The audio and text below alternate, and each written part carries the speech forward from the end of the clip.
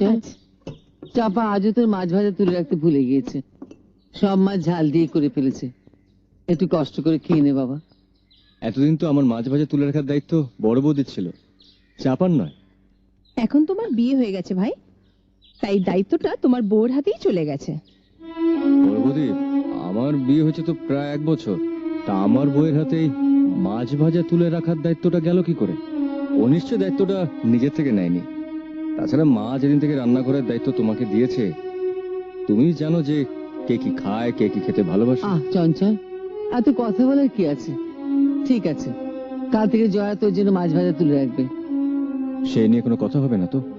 না, হবে না। কারণ বিয়ে দেওয়া হয় সেই জন্যই যাতে স্ত্রী এসে স্বামীর সবকিছু খেয়াল রাখে। তাতে একান্নবর্তী সংসারে অশান্তি বাড়ে দাদা। তখন স্ত্রীরা শুধু নিজেদের স্বামীর কথাই ভাবে, অন্য কারো কথা ভাবে না। তার চেয়ে এক একজনকে এক একটা দায়িত্ব দেওয়াই ভালো। কিন্তু তোমার বউ তো কোনো দায়িত্বই নেয় না ভাই, খালি গায়ে হাওয়া লাগিয়ে ঘুরে বেড়ায়। মা, বড় বৌদি, বিয়ের পর প্রায় 2 বছর তুমিও গায়ে হাওয়া লাগে ঘুরে বেরিয়েছো, আর তখন মাই সব সামলাতো। তাছাড়া কথাটা তোমার ঠিক হলো না বড় বৌমা। রাতে রান্নার পাটটা তো জয়াই সামলায়। চাপার হাতে হাতে এটা ওটা এগিয়ে দেয়, সেটাকে সামলানো বলে না মা? আর তোমরা বুঝি সকালের রান্না নিজেরাই করো? চঞ্চল, তুই আজ হঠাৎ অনেক কথা বলে ফেললি। নতুন বউয়ের সামনে দাদা বৌদিকে অপমান করছিস। তোর ব্যাপারটা কি বলতো? কারণ নতুন বউয়ের সামনে আমাদের ভাই ভাই তফাৎটা আজকাল খুব বেশি প্রকট হয়ে উঠছে মেজদা।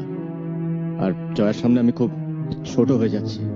আমার রোজগার কম, আমি সংসারে কম টাকা দিই, তাই আমার দামও কম, সেটাও জয়া বুঝতে পারছে। এতে আমার সম্মানটা থাকছে কোথায়? ও, সেই জন্যই কি তুই এবার সংসারটা ভাঙতে চাইছিস? না, এ কথা আমি বলিনি।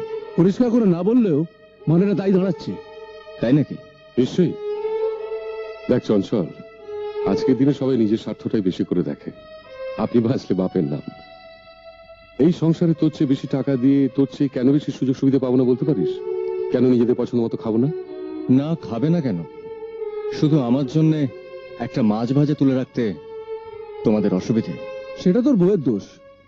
তবে একটা কথা ঠিক, তুই যখন সংসারে কম টাকা দিস, তখন কায়িক পরিশ্রম করে তোর সেটা পুষিয়ে দেওয়া উচিত। খুশি তো দিই, বাজার রেশন করে। তোর বউয়েরও কিছু করা উচিত। শুধু রাত্রিবেলা কয়েকটা রুটি বেলে দিলে তো হয় না। ওতে আর ক পয়সা সাশ্রয় হয়। আহ, কি হচ্ছে কি তোদের? দাঁড়াও মা, দাঁড়াও। আজ একটা এসপার ওসপার হয়ে যাক। বলো, কি করলে, জয়া কি করলে সংসারে সাশ্রয় হবে? জয়ার উচিত চাপাকে ছাড়িয়ে দিয়ে পুরো রান্নার কাজটা নিজের হাতে নেওয়া। তাহলে চাপার মাইনেটা বাঁচবে।